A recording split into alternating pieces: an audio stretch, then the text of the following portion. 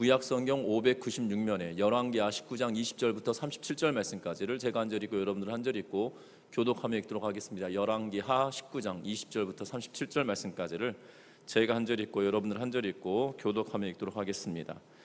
아모스의 아들 이사야가 히스기야에게 보내 이르되 이스라엘 하나님 여호와의 말씀이 내가 아수르 왕 사네립 때문에 내가 기도하는 것을 내가 들었노라 하셨나이다.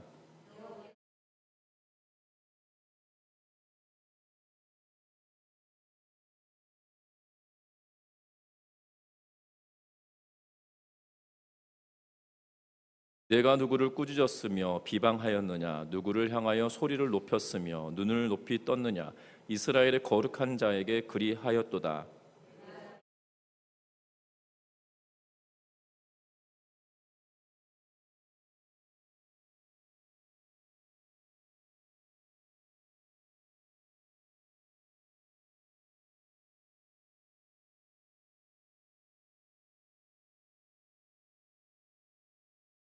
내가 땅을 파서 이방의 물을 마셨고 나의 발바닥으로 애굽의 모든 강들을 말렸노라 하였도다.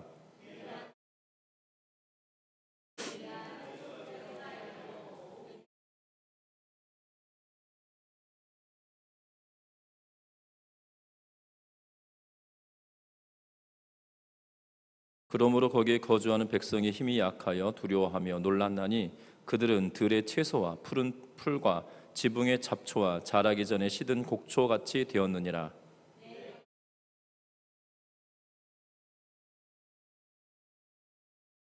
내가 내게 향한 분노와 내 교만한 말이 내 귀에 들렸도다. 그러므로 내가 갈고리를 내 코에 꿰고 재갈을 내 입에 물려 너를 오던 길로 끌어 돌이키리라 하셨나이다.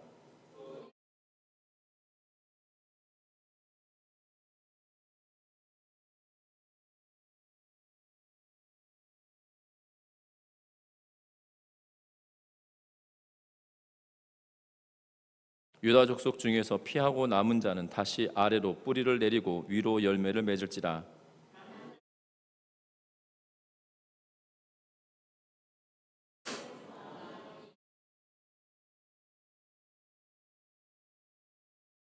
그러므로 여호와께서 아수르 왕을 가리켜 이르시기를 그가 이 성에 이르지 못하며 이리로 화살을 쏘지 못하며 방패를 성을 향하여 세우지 못하며 치려고 토성을 쌓지도 못하고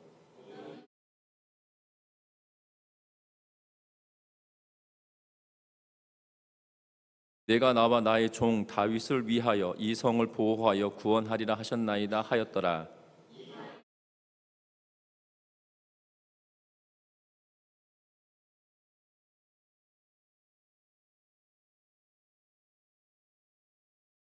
아수르 왕 산헤립이 떠나 돌아가서 니느웨에 거주하더니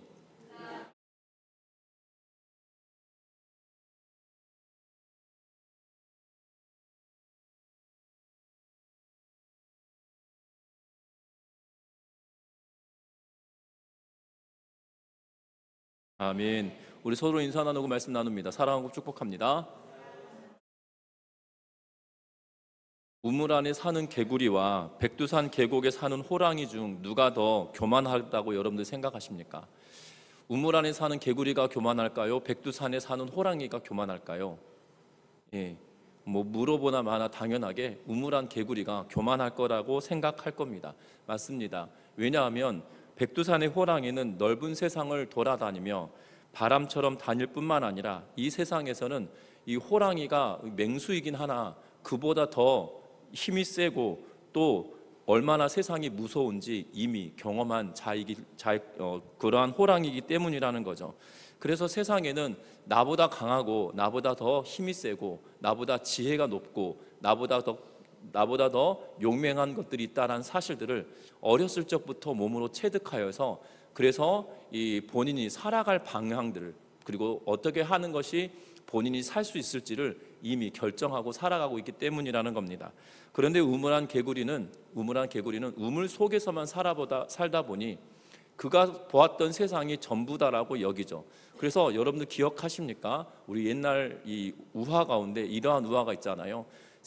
우물 바깥에 나갔던 개구리가 돌아와서 황소를 보고 세상에 엄청나게 큰 짐승이 있더라 라고 했더니 우물안 개구리가 자기의 배에 바람을 힘껏 불어 넣어서 그 송아지가 이만큼 하더냐라고 이야기를 하고, 아니 그거보다 더 커라고 했더니 더 힘껏 바람을 넣어서 이것만큼 크냐라고 물으니 너 그것보다 더 크다라고 이야기하다가 결국 배가 터져 버렸다라고 하는 웃지 못할 그러한 이야기를 우리는 이미 알고 있습니다. 그만큼이나 우물한 개구리는 교만할 수밖에 없고, 왜냐하면 그가 보았던 세상이 그것이 전부이기 때문이라는 겁니다.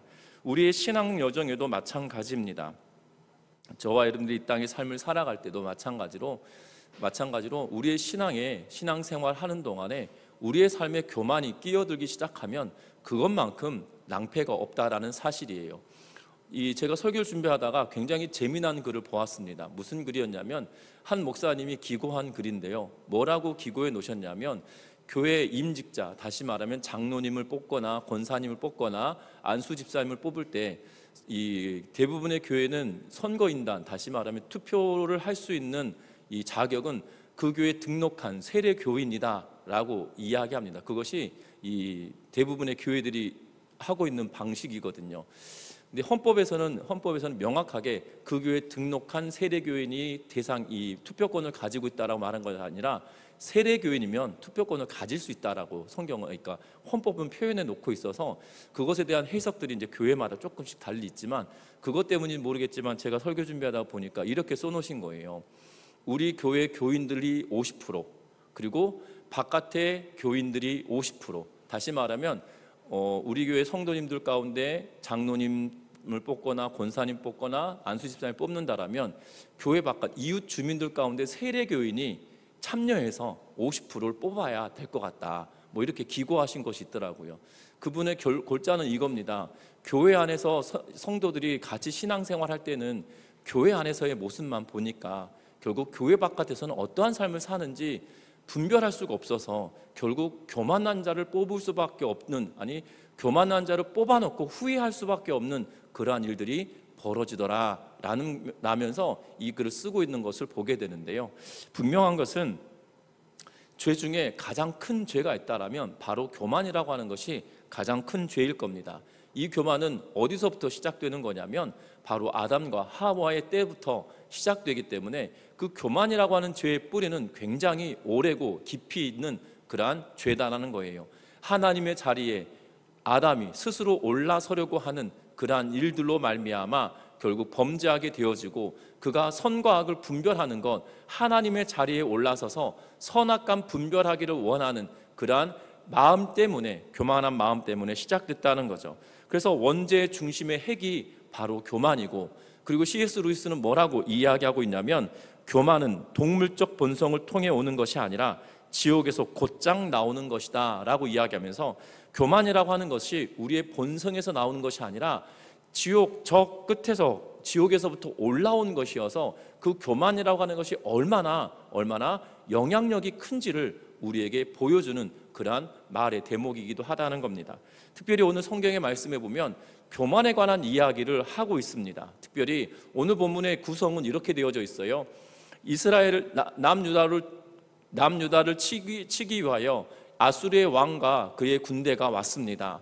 그리고 히스기야는 아모스의 아들 이사야 선지자에게 그들의 사람들을 보내어 이 말을 고하고, 또한 히스기야 자체가 하나님을 향하여 기도하는 그러한 일들이 이어지고 있고, 또한 그 가운데 하나님의 사람 이사야를 통하여 하나님의 말씀을 지금 이야기하고 있고, 21절에 보면 여호와께서 아수르 왕에 대하여 이같이 말씀하시기를 이라고 하면서 히스기야와 유다 백성들이 하나님께 기도하고 간구하였던 그 기도의 내용에 하나님이 응답하시는 모습으로 이야기하고 있고, 그리고 29절부터 시작하여서는 하나님께서 유다 땅에 회복을 허락하시겠다고 하면서 징조를 주겠다라고 이야기하는 내용으로 오늘 본문은 구성하고 있는 걸 보게 됩니다.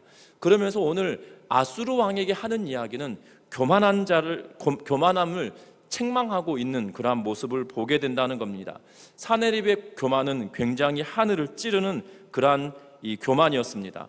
우리 같이 읽어보는데요, 21절에 여러분들 성경책에도 똑같겠지만 이렇게 들여쓰기가 되어져 있을 거예요.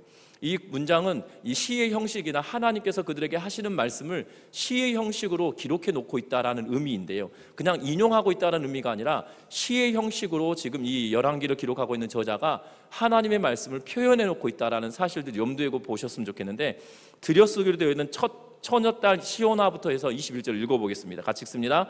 처녀딸 시온이 너를 멸시하며 너를 비웃었으며 딸 예루살렘이 너를 향하여 머리를 흔들었느니라. 아멘. 처녀딸 시온이 너를 멸시하였다, 그리고 너를 비웃었다, 그리고 딸 예루살렘이 너를 향하여 머리를 흔들었다라는 표현을 쓰고 있는 것을 보게 됩니다. 이것은 결국 무슨 말을 의미하고 있냐면, 아수르 왕에 대하여 내가 심판할 건데, 지금 아수르 왕이 유다에 와서 예루살렘에 와서 이 침공을 하고 침략하겠다고 하고 그들을 겁주고 있는 그러한 상황이라는 거죠. 그런데 반대로 지금 너희가 왔지만 처녀딸 시온에서 살아가는, 다시 말하면 예루살렘에 살고 있는 여인들이 너희들을 멸시할 거다, 그리고 너를 비웃을 거다, 심지어 예루살렘이 너를 향하여 머리를 흔들 거다라고 이야기하고 있어요. 이것은 그냥 과거에 당시 고대 사회에 있었던 풍습들을 이야기하고 있는 것처럼 보여집니다. 전쟁에서 승리하고 돌아오는 이 승전한 군인들에 대하여서 이 여인들과 아이들과 그리고 성에 거하고 있던 사람들이 노래를 부르고 승리를 자축하는 그러한 풍습이 있었는데, 반대로 전쟁이 끝나고 적을 끌고 왔을 때 그 적의 노획물이나 아니면 포로를 끌고 왔을 때 그 사람들에 대하여서 하는 행동이 지금 21절에 기록되어져 있는 내용인 거예요. 멸시하고 비웃고 머리를 흔드는 것, 그것이 패전한 국가의 사람들이 승리한 국가로 끌려오는, 노예로 잡혀오는 사람들에게 하는 그러한 행동의 모습이었다는 겁니다. 지금 하나님께서 아수르를 향하여 이렇게 포문을 여시고 말을 시작할 때 이렇게 이야기하고 계시는 거예요. 너희 멸망할 거야 라고 이야기하고 있는 겁니다. 그러면서 아수르 왕에 대하여서 뭐라고 이야기하고 있냐면, 아수르 왕에 대해서 네가 누구를 꾸짖겠느냐라고 22절에 이야기합니다. 그가 어떻게 이야기하고 있냐면, 그가 행할 때마다 23절에 보면 네가 사자를 통하여 주를 비방하고 이르기를 내가 많은 병거를 거느리고 여러 산 꼭대기에 올라가며 네바논 깊은 곳에 이르러 높은 백향목과 아름다운 잣나무를 베고 내가 그 가장 먼 곳에 들어가며 그의 동산 무성한 수풀에 이르리라 라고 이야기하면서, 지금 네가 사자를 보내서 여호와를 우습게 여기며 비방하지 않았냐, 그러면서 네가 전쟁을 치르면서 지나왔던 나라들 가운데 바벨론이 있었지, 그곳에 가면서 했던 일들, 그리고 수많은 나라의 신들을 우리가 무찔렀고 아수르의 신이 그들을 이겼으며 아수르 왕은 모든 전쟁에서 승리하였다. 예루살렘이 별거냐? 여호와가 너희를 구원할 수 있을 것이냐? 라고 말했다는 거예요. 심지어 24절에 내가 땅을 파서 이방의 물을 마셨고 나의 발바닥으로 애굽의 모든 강을 말렸도다 하였도다 라고 하면서 아수르 왕이 자랑하며 뭐라고 이야기했냐면, 내가 이방의 물을, 땅을 파서 내가 전쟁을 수행하러 갈 때마다 내가 물이 필요하면 판 대로 물이 나왔고, 그리고 심지어 애굽의 모든 강물을 말랐다라는 말은 애굽을 다 쓸어버렸다라는 표현으로 이야기하고 있다는 거예요. 그런 모든 일들을 내가 했다라고 하면서 자화자찬을 하고 있는데, 그것이 정말 너의 힘이었느냐라고 말하고 있는 거예요. 그러면서 25절에 이렇게 말합니다. 네가 듣지 못하였느냐라고 지금 이야기하고 있어요. 네가 듣지 못하였느냐라고 하는 이 25절의 표현은 너만 못 들었다라는 거거든요. 다 알고 있는데 너만 모르니? 라는 표현이거든요. 중요한 것은 24절 말씀까지 아수르 왕은 그렇게 큰 소리를 치며 교만의 극치를 달리고 있는 그들의 모습을 보게 된다는 겁니다. 내가 원하는 대로 물이 나왔고 이집트를 다 쓸어버렸으며 내가 전쟁을 치렀던 모든 나라에서 좋은 것을 내가 취하였고 가장 높은 곳까지도 가장 깊은 곳까지도 내가 다 그곳을 지나면서 내 것으로 취하였다라고 하며 스스로 높아진 교만하여져 버린 그들에 대하여 하나님은 결국 뭐라고 이야기하고 있냐면, 여인들이 너희를 비웃고 조롱하고 고개를 흔들 것이다 라고 하며 하나님께서 아수르 왕에 대하여 말하고 있다는 겁니다. 교만은 결국 우리로 하여금 이렇게 처참하게 무너지도록 만들게 되어진다라는 사실이에요. 저와 여러분들 기억하셨으면 합니다. 아수르 왕은 기고만장하여서 하나님을 모르고 창조주 하나님을 모멸하며 비방하며 자기가 오히려 그가 섬겼던 신이, 그리고 신의 아들이라고 여겨졌던 그 자신이 더 위대하다라고 이야기하며 말하였던 모든 것들이, 화려했던 그의 전쟁의 공들은 다 자신의 힘이 아니라 하나님께서 허용하셨기 때문에 되어졌다는 사실을 망각하고 스스로 높아져 버린 그러한 모습을 보게 된다는 거예요. 우리의 신앙의 여정도 마찬가지입니다. 아담이 하나님을 몰라서 교만해졌습니까? 아담은 하나님과 대화를 하였던 인물이에요. 여러분들, 우리는 하나님과 대화하려면 참으로 어렵습니다. 왜 어렵다라고 말씀을 드리냐면, 여러분들 하나님과 대화를 하듯 기도하는 이들이 많이 있는 것처럼 여겨지지만 그렇지 않아요. 여러분들, 우리에게 주신 하나님의 기록된 말씀을 통하여 하나님의 뜻을 찾고 나아가는 것이 일반적이긴 하나, 하나님의 음성을 듣고 하나님의 뜻대로 살아가는 분들은 그렇게 많지 않습니다. 간혹 이 간증을 듣거나 또한 이 영상을 보거나 이런 분들을 통해서 보면 그러한 일들이 있다라고 하는데요, 그러한 일들이 많다라면 그분들이 간증자로 서 있지 않을 거예요.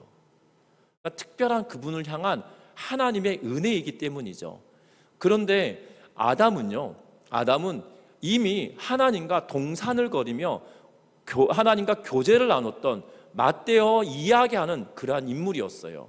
왜냐하면 그가 죄가 없었던 인물이었기 때문에, 하나님께서 창조하셨던 그때는 죄가 없었기 때문에 하나님을 바라본들 그가 죽음을 면하게 되었던 거고, 하나님과 대화를 하고 하나님과 거닐고 하나님과 함께하는 삶을 살아갔던 그였단 말이에요. 그런데 그가 교만의 자리에 올라선 것은 하나님을 몰라서였나요? 아니었다는 말입니다. 저와 여러분들이 신앙의 여정에도 마찬가지예요. 교만은 정말 C.S. 루이스가 말했던 것처럼 지옥에서부터 올라온 거다라고 이야기하며, 우리 마음속에 흐물흐물 자라는 것처럼 자라 올라오는 것처럼 여겨지고 보여지지만 실상은 그것이 지옥에서부터 와서 우리를 하여금 확 넘어지게 만드는 씨앗이 되는 거예요. 여러분들, 이 교만은 나도 그럴 수 있다는 것을 염두에 두면서, 교만에 빠질 수 있는 것이 나도 스스로 그럴 수 있다는 것을 염두에 두면서 날마다 겸손히 나아가는 은혜가 있기를 주의 이름으로 부탁드립니다. 제가 과거에서 사역했던 교회들 가운데 이런 분이 계셨어요. 이 교회에서 기도를 참 열심히 하신 분이셨거든요. 방언을 하고 또 기도를 하면 하나님께서 그분에게 이렇게 감동을 주셔서, 감동을 주신 대로 막 이루어지는 일들이 벌어졌습니다. 그런데 그분 주변에 사람이 없어요. 그러니까 그분 주변에 사람이 없습니다. 하나님과 교제하고 열심히 기도하고 믿음으로 살아가면 주변에 정말 사람들이 많이 있을 것 같은데 사람들이 없어요. 곰곰이 이렇게 생각해보고 그분을 위해서 기도할 때마다 느껴지는 건 뭐냐면, 이분이 기도하면서 하나님께서 그분에게 주신 감동이 있다라면 절제하고 조심스럽게 이야기해야 될 텐데 이 직설적으로 이야기하는 거예요. 당신 이런 것 때문에 하나님께서 이렇게 하시는 것 같아 라고 질석적으로 이야기를 합니다. 그리고 이 본인보다 기도를 좀 더 열심히 안 하는 분이 있으면, 기도를 열심히 안 한다라고 느끼면 얼마나 이렇게 모멸감을 주는지 몰라요. 그러니까 본인은 남보다 더 우월하다고 여기는 그런 모습이 있었던 것 같아요. 그래서 참 안타깝습니다. 왜냐하면 기도한다는 것은 하나님의 존재를 본다라는 거고 하나님의 존재를 인정한다는 건데, 그 하나님의 존재를 인정한다고 하면서 교만의 자리에 서 있다는 것은, 기도하면서도 교만의 자리에 있다는 것은 위험한 거거든요. 여러분들 잘 생각해 보셔야 됩니다. 우리가 기도의 자리에 있다고 하면서 교만의 자리에 있다라면 그것은 끊어내야 되는 거예요. 또한 내가 누구보다 더 낫다라고 여기는 그 순간 우리의 마음에 교만이 싹 찾아옵니다. 그것은 아니라는 거예요. 절제와 겸손과 아우름이 우리 가운데 있어야 돼요. 왜냐하면 그것이 성령 받은 자들의 특징인 거거든요. 그 성령 받은 자들은 한 몸이요 한 그리스도의 몸 되었기 때문에 한 몸 된 지체를 연약한 자들을 세우고 아픈 것을 어루만지는 것이 당연한 일이기 때문이라는 사실입니다. 교만이 우리 안에 싹틀 때 그것을 꺾어내고 끊어내면서 하나님의 역사하심을 인정하며 살아가는 우리 전미중앙교회 온 성도님들 되시기를 주의 이름으로 부탁드립니다. 그러면서 하나님은 이렇게 말씀하십니다. 뭐라고 이야기하고 있냐면 31절에 우리 같이 읽어봅니다. 남은 자는 예루살렘에서부터 나올 것이요 피하는 자는 시온산에서부터 나오리니 여호와의 열심히 이 일을 이루리라 하셨나이다 하니라. 아멘. 우리가 교만의 자리에 서지 않을 수 있는 방법은 겸손히 하나님께 나아갈 뿐만 아니라 이 모든 것이 하나님의 열심으로 되어진 것이다 라고 인정하는 것으로부터 시작한다는 거예요. 오늘 31절 읽었듯이 하나님께서 말합니다. 여호와의 열심이 이 일을 이루리라 라고 말하고 있어요. 이 열심은 뭡니까? 29절부터 시작하여서 30절 말씀이거든요. 29절과 30절 말씀 같이 읽어봅니다.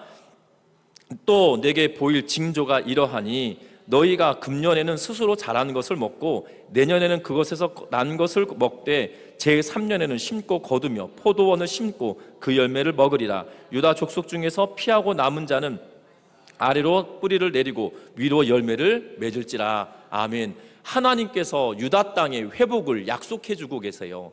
그런데 그 약속을 하고 계시는데 그 약속이 그냥 말로만 되는 것이 아니라 징조가 있을 거다라는 거예요. 그것은 첫 번째 징조는 뭐냐면 3년 동안 이 2해 동안 너희가 심지 않은 것을 먹게 될 거다라고 이야기하고 있어요. 그래서 금년에는 스스로 난 것을 너희가 먹으리라 라고 말하고 있는 걸 보게 됩니다. 저는 봄이 되었을 때 깜짝 놀란 것이 있었어요. 뭘 놀랐냐면 벼를 다 베고 났는데 그 벼를 베고 나서 한번 땅을 갈아엎는 논이 있고 갈아엎지 않은 논이 있더라고요. 여러분 오시다 보면 옆에 공장 있잖아요. 공장 바로 옆에 땅을 갈아엎지 않았어요. 그리고 올해 논에 벼를 심지도 않았거든요. 그런데 저는 그 그루터기라고 하잖아요. 그 벼를 다 베고 난 그 밑둥에서 이 봄이 되니까 이렇게 막 올라오는 거예요. 그리고 어느덧 그것이 그 뭐라고 합니까? 그 모내기 한 것처럼 옆에 논하고 높이가 똑같이 올라와 있는 거예요. 그런데 놀라운 것은 겹씨가 안 맺혀 있는 것 같아요. 왜냐하면 그 논은 고개 숙여 있는 그게 없어요. 다른 논은 막 다 고개 숙이고 점점 더 황토색으로 황금빛으로 바뀌어가는데 그 논만 없더라고요. 제가 그 길을 이렇게 왔다 갔다 하면서 볼 때마다 야, 희한하다. 처음은 같았는데 먹을 것이 하나도 없겠다 여기는.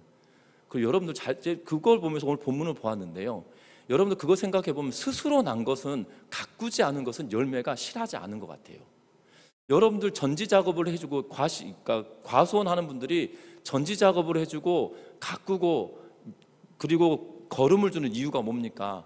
더 좋은 것들, 더 아름다운 것들, 더 맛있는 것들을 생산하기 위하여서 하는 거잖아요. 그런데 오늘 본문은 금년은 스스로 난 것, 다시 말하면 그 어느 누구도 수고하지 않은 거거든요. 그런데 그것을 너희가 먹겠다라는 거예요. 여러분들 그냥 놔둔 논에서도 자라 올라온 벼가 아무런 열매를 맺지 못하고 거기서 뭘 먹을 수 있을까 싶은데 분명한 것은 스스로 난 것임에도 불구하고 그것을 통하여 너희가 먹겠다라는 거예요. 그것이 첫 번째 징조고요. 두 번째 징조는 그것에서 난 것을 먹되, 다시 말해 또다시 한 해가 더 지나가서 그 자리에서 난 것을 또 먹겠다는 거예요. 그것이 29절에 하는 말씀입니다. 그리고 3년째 되었을 때 너희가 수고하는 것을 3년째 되던 해에 먹게 될 거다라고 말하고 있는 것을 보게 됩니다. 여러분들 이 말이 결국 뭘까요? 결국 내가 모든 것을 할 것이다. 나의 열심으로 너희를 먹일 테니 염려하지 말고 너희가 회복될 때니 이것을 징조 삼으라라고 지금 말씀하고 있는 거잖아요. 저와 여러분들 우리가 교만하지 않을 수 있는 유일한 것은 여호와의 열심이 이 모든 것을 이루었다라는 확신과 고백으로부터 시작된다는 거예요. 우리가 하루하루를 살아갈 때 기적 아닌 것이 무엇이 있겠습니까? 여러분들 간혹 이 방송을 통해서나 또한 주변의 이야기를 통해서 들어보면 밤에 잘 때는 같이 잤는데 일어날 때는 혼자 일어났다라는 분들을 간혹 만나시게 되잖아요. 그래서 같이 잠을 자고 누웠는데 아침에 일어날 때는 나 혼자만 일어나고 내 옆에서 죽어 있더라 라는 이야기를 적지 않게 들을 수가 있는 걸 보게 됩니다. 아침에 눈을 뜨고 우리가 아침에 숨을 쉬는 것, 그것도 기적이라는 거예요. 그것이 하나님께서 그것을 허락하지 않으시면 그것은 가능한 일이 아니거든요. 이 모든 것조차도 하나님께서 이루시고 하나님의 열심을 통하여 되었다는 사실들을 인정하기 시작할 때 우리의 교만은 거기서 꺾이게 되어진다는 것을 기억하는 우리 모든 성도님들 되시기를 주의 이름으로 부탁합니다. 뿐만 아니라 하나님께서 이 유다 땅을 회복시키시는데 그 이유가 있다는 거예요. 오늘 34절 말씀 같이 한번 읽어봅니다. 내가 나와 나의 종 다윗을 위하여 이 성을 보호하여 구원하리라 하셨나이다 하였더라. 아멘. 하나님께서 유다, 예루살렘을 회복시키시고 다시금 그들을 일으켜 세우시는 이유가 있는 거예요. 그 이유가 뭐라고 말합니까? 나와, 다시 말해 하나님 스스로가 이 이스라엘 땅, 유다 땅을, 또한 예루살렘 땅을 회복시킴으로 말미암아 만방의 열방 가운데 하나님은 살아계심을 스스로 나타내시겠다라고 말하는 거예요. 또 하나의 이유가 있죠. 그것은 나의 종 다윗을 위하여라고 말하고 있는 거예요. 신실한 종 다윗이었어요. 그가 하나님의 성전을 짓겠다라고 이야기할 때 하나님께서는 그를 만류하시죠. 네가 손에 피를 많이 묻혔으니 너의 아들이 성전을 짓도록 하라 라고 말씀하시며, 너의 뜻이 귀하니 내가 너와 언약을 맺는데 너의 후손이 왕위를 이어가게 될 거야 라는 하나님의 언약의 말씀이 있었다는 거예요. 그 약속을 하나님께서 지키시겠다라고 이야기하며 그를 위하여, 다윗을 위하여 이 성을 보호하고 구원시키겠다라고 약속해주고 계시는 모습을 보게 된다는 겁니다. 여러분들 기억하셨으면 합니다. 유다가 능력이 있어서, 유다가 힘이 있어서 막강한 군사력을 가지고 있던 아수르를 이기는 것이 결단코 아니었다는 거예요. 역사적으로 보면 아수르는 최대 강력한 군사력을 가진 그러한 고대 국가입니다. 문화를 상징하는 바벨론이 있다라면 군사력을 상징하는 곳이 아시리아라고 하는, 세계사에서 아시리아라고 불려지는 나라가 강력한 군사력을 자랑하는 그러한 나라였어요. 왜냐하면 아수르는 정책을 펼 때 한 나라를 전쟁하여 치러 들어가잖아요. 그러면 그 땅의 주민들을 싹 끌어내가지고 다른 지역으로 다 흩어버립니다. 그리고 다른 지역의 사람들을 다시 이곳으로 옮겨서 혼합 정책을 펴는 거예요. 여러분들 그렇지 않겠습니까? 전주의 한 나라가 딱 침공해 왔는데 전주에 있는 모든 전주 시민을 흩어버리겠대요. 그러면 어떤 힘을 가지고 있어야 될까요? 사람들이 이 고향 땅과 터전을 버리고 가는 게 쉬울까요? 명령 내린다고 그 나라가 호루라기 불면 다 흩어져라 그러면 그 다 전주 시민들이 순종할 것 같으십니까? 아니거든요. 그렇지 않습니다. 막강한 군사력이 모든 한 명 한 명을 끄집어내고 강제로 끌어가지 않으면 그 혼합 정책을 편다는 건 쉬운 일이 아니에요. 일제도 이 조선 땅, 이 한반도에서 이 대한민국 이 조선 사람들을 다 흩어버리지 못했거든요. 심지어 말을 섞겠다라고 했지만 35년이 지나는 동안에 이 일제 강점기 45년을 지내가는 동안에 말을 섞지도 못했어요. 분명한 것은 힘이 얼마나 강했는지 민족과 민족을 다 섞어버리는 역할을 했던 것이 아수르입니다. 그런데 그 아수르를 이스라엘이, 유다가 이길 수 있을까요? 세계 최강대국이라 불렸던, 고대 사회의 최강대국이라 불렸던 이집트마저도 다 쓸어버릴 만한 힘을 가졌던 그 아수르에 대항하여 유다가 버틸 수 있었겠냐 이 말입니다. 불가능한 일이거든요. 그런데 이 일을 하나님이 하십니다. 오늘 읽었던 본문 35절 말씀을 같이 한번 읽어봅니다. 35절 읽습니다. 이 밤에 여호와의 사자가 나와서 아수르 진영에서 군사 18만 5천 명을 친지라.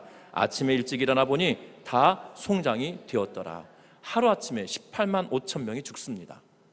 이것이 유다의 능력일까요? 아니었다는 거죠. 하나님의 전능하신 하나님께서 그들과 함께 하시고 그들을 지키시고 보호하기로 작정하시고 그들을 도우셨기 때문에 가능했다라는 사실이에요. 오늘 본문에서는 하나님이 행하셨던 이 모든 일의 근거, 하나님이 행하셨던 모든 일들을 보여주고 있는 것을 보게 됩니다. 여러분들 기억하셨으면 해요. 뭘 기억하냐면 누구를 기억했다고요? 다윗을, 나의 종 다윗을 기억하여, 나의 종 다윗을 위하여 내가 그들을 보호하고 구원하겠다라고 말씀하고 있다는 거예요. 여기서 우리는 기억하고 우리가 기대하고 바랄 것이 있는 것 같아요. 우리가 믿음 생활하면서 겸손히 주의 은혜를 구하고 하나님의 일을 하시며 하나님의 열심을 인정하며 하나님과 깊은 교제를 나누며 하나님의 뜻대로 살아가려고 몸부림친 자들을 하나님은 기억하신다는 거예요. 그 가운데 한 명이 바로 다윗이었고 다윗을 위하여 그 성을 보호하겠다라고 약속하고 계시거든요. 우리 전미중앙교회 성도님들 한 명 한 명을 위하여 하나님이 이러한 일들을 행하시기를 주의 이름으로 부탁드립니다. 저와 여러분들 가정이 누구누구 때문에 누구누구를 위하여 내가 그 가정을 보호하고 지키겠다, 내가 누구누구를 위하여 그 지역사회를 내가 지키고 보호하겠다라고 하시는 하나님의 은혜가 저와 여러분들 통하여 임하기를 주의 이름으로 부탁드립니다. 분명한 것은 저와 여러분들 통하여 하나님께서 그러한 일들을 행하실 것이거든요. 그래서 저와 여러분들 통하여 구원하시고 심판하시는 하나님을 경험하는 은혜가 있길 바랍니다. 말씀을 맺으려고 합니다.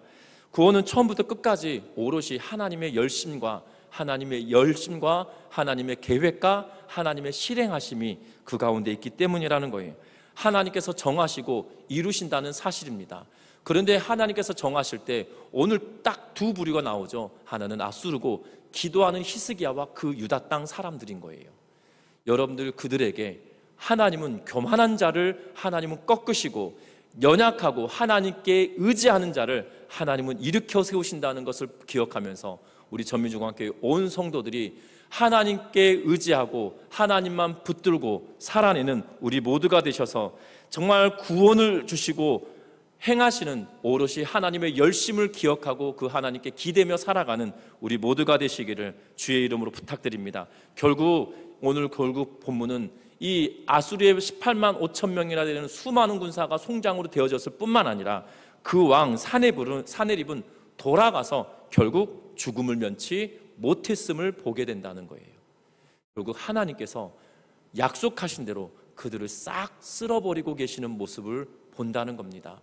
구원과 징계가 대비되어지는 그 선상에 있는 것 같아요. 저와 여러분들 그 선상에서 어떤 길을 바라보고 어떤 길을 걷길 원하십니까? 저와 여러분들이 정말 하나님을 의지하고 하나님을 의탁하고 교만함이 아닌 겸손히 하나님을 의지하며 나아감으로 우리를 통하여 일하시는 그 하나님의 솜씨와 그 하나님의 놀라우신 손길을 경험하는 우리 모두가 되어서 기도로 승리하고 말씀으로 능력 덧입는 우리 모두가 되시기를 주의 이름으로 축원합니다. 기도하겠습니다.